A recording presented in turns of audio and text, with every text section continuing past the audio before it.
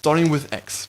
So how are we going to create x? Basically, that's simple. We have our data set, containing exactly all these columns. And in order to create x, well, we simply have to take the 3 first columns of this data set, because x will be exactly all these values here, with the 3 first columns.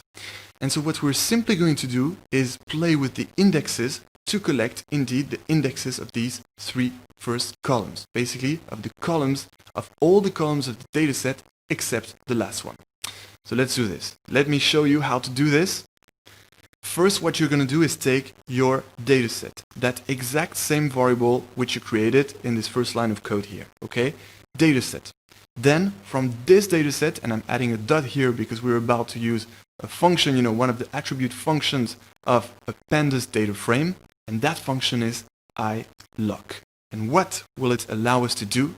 Well, as you can see, iloc here stands for locate indexes, and therefore what this function will do is it will take the indexes of the columns we want to extract from the dataset. Not only the indexes of the columns, but also the indexes of the rows. And actually, we have to start here with the rows. We can specify the rows that we want to get and put into X. And of course, these are all the rows. We want to get all the rows into X. We only want to take the first columns, but we want to keep all the rows. And the trick to take all the rows, whatever dataset you have with whatever number of rows, is to add here a colon. Why is that? Because a colon in Python means a range.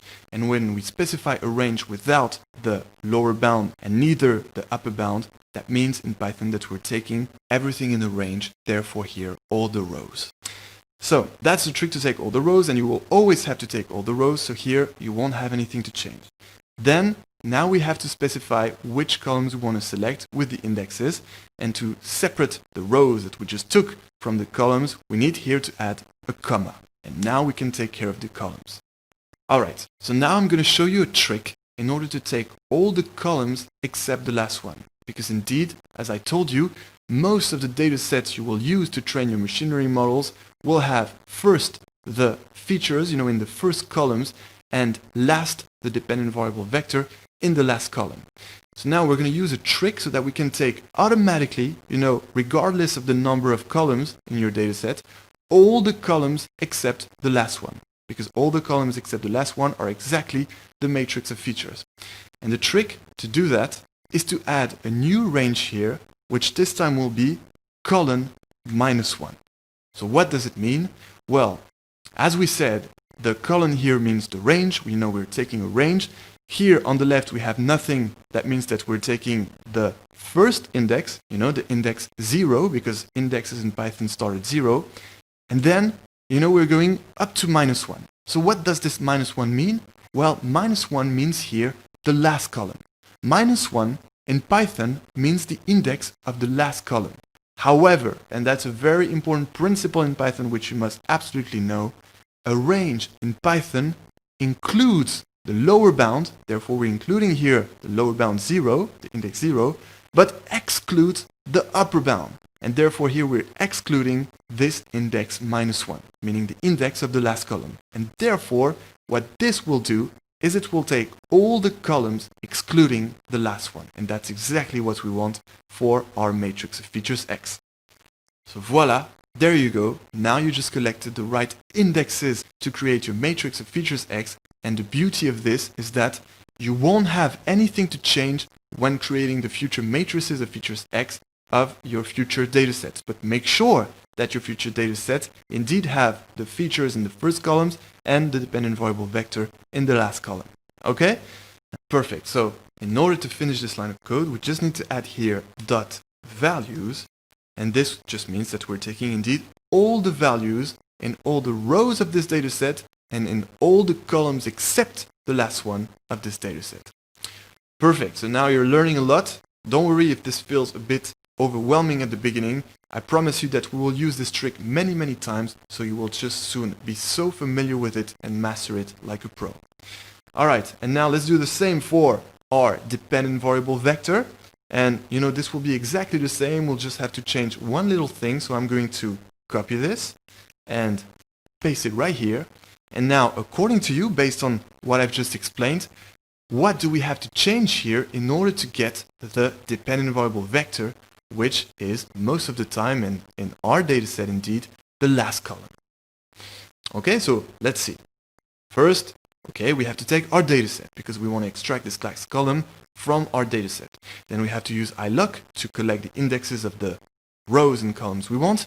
Then we indeed want to take all the rows of the data set because we want to take all the purchase decisions of these customers, whether or not they decided to purchase yes or no the product. So okay, we want all the rows, but then which columns do we want to get here? Well, we only want to get the last column.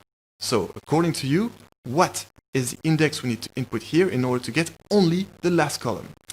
Well, this time, since we only want to get one column, we definitely don't want to get a range. And therefore, I'm going to remove the range here.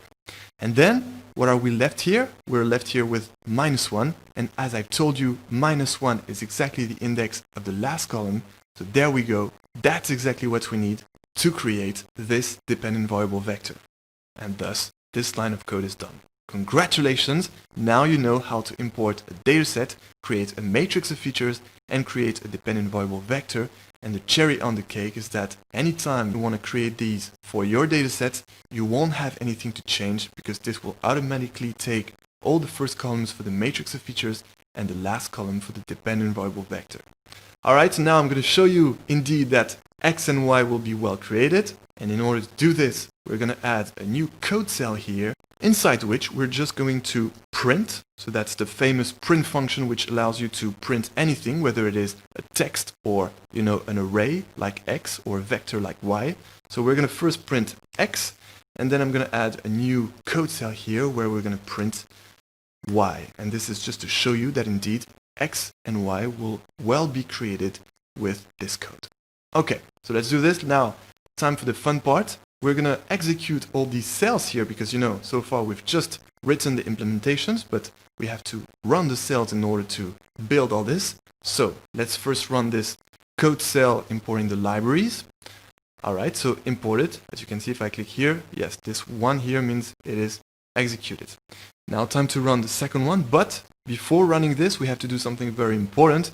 It is to upload this dataset here in CSV format inside our Google Colab notebook. And to do this, you just need to click Files here, this little folder, then Upload. Then you're going to go to this whole machine learning A to Z folder containing all the codes and datasets and which was provided to you in the first section, and I will give it to you again in every section so that you make sure not to miss it. And inside this folder, you're going to go now to part 1, data preprocessing, in order to get indeed that data CSV file containing the dataset we are importing right now. So open, and now the dataset will be indeed in Google Colab, your notebook, and so now we can run this cell to import it. And there we go, it is already imported, it is executed. So now we're going to execute this cell in order to print the matrix of features X, just to check that indeed we get all the first columns inside this matrix. And indeed, well, let's check the dataset once again. Remember, the first column is meaning the features we wanted to get into this matrix X are first the country, second the age, and third the salary. These are the three columns. And indeed, inside X we have first the country column with all the countries of these customers, their age, and in the third column their salary, or their estimated salary. So that's perfect. We get indeed the matrix of features X containing all the features, or also called the independent variables.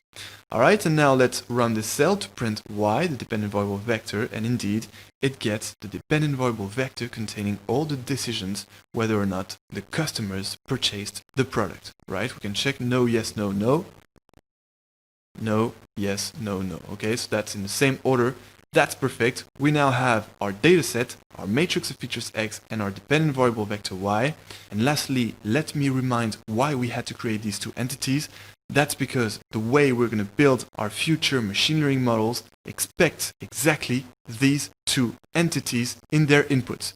We will use some classes to build these models, and these classes don't expect the dataset as a whole, but these two separate entities, and that's the only reason why we had to create these two separate entities. So now you know, and therefore congratulations, not only you improve your knowledge of machine learning, but also you now know how to import a dataset and create a matrix of feature and a dependent variable vector. So now we're going to proceed to the next step, which is a new tool which I'm going to teach you, and that is taking care of missing data. Indeed, as you can see, the dataset contains some missing data right here. You can see this is an empty cell. So I will teach you exactly how to handle that case, which happens most of the time in datasets. So let's do this in the next tutorial, and until then, enjoy machine learning.